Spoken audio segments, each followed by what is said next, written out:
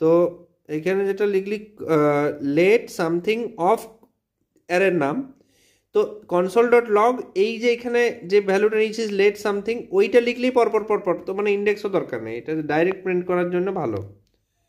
ঠিক আছে, এখানে কিন্তু বিশাল কিছু কাস্টমাইজ করা যাবে না যে কোন ইন্ডেক্সের মালটা আসবে না। এটা ফর দিয়েও করা যায়, শুধু ফর দিয়ে, মানে ইনিশিয়ালাইজ করলি, দেন কন্ডিশন কি না এই যে অ্যারের লেন্থ অনুযায়ী মানে লেন্থ অবধি যেন ইকুয়ালস টু সাইন ওটা থাকবে, আর আই এর ভ্যালু, আর আই প্লাস প্লাস। এবারে ডেফিনেটলি কনসোল ডট লগ দিয়ে অ্যারের নাম আর ব্যাকেটে আই, ব্যাস। আই মানে এবারে প্রথমে 0 দিয়ে শুরু হবে, কন্ডিশন চেক হবে, ভালো কথা, তো প্রিন্ট হয়ে যাবে অ্যারে থেকে, দেন 1 হবে দিয়ে এইভাবে হবে আর কি।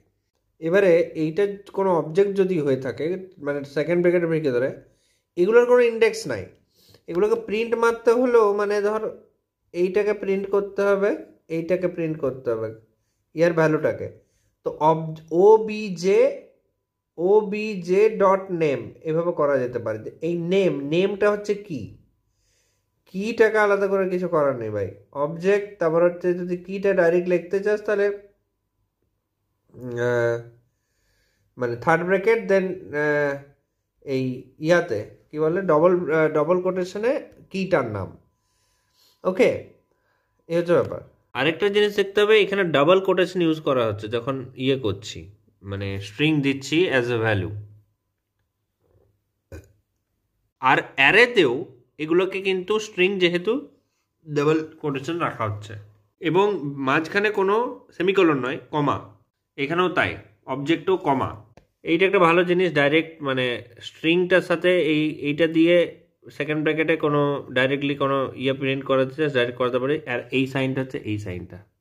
আচ্ছা, ওবিজে বলে কিছু নয়, ওইটা মানে এখানে যে না এটা হচ্ছে ওই ইয়াটার নাম, অবজেক্টটার নাম, এই যে লেট ডন, এটা তো ডন হচ্ছে কি, ঠিক আছে। আর এই মানে এটা যদি আমার কাছে বারবার প্রিন্ট করাতে চাই তাহলে জাস্ট কি আর তার সাথে ডন কি লিখে দিলে কি অটোমেটিক প্রিন্ট হয়ে যাবে, ওইটাও প্রিন্ট হয়ে যাবে। এবারে এই অবজেক্টটা হচ্ছে এই অ্যারেটার প্রথম মানে জিরো ইন্ডেক্সওয়ালা ইয়ামাল, তাহলে ওই ARR0 এইটা হচ্ছে এই অবজেক্টটার নাম বলতে পারিস। তার কি রিভিশন মারবি HTML এর এই পেজটা থেকে,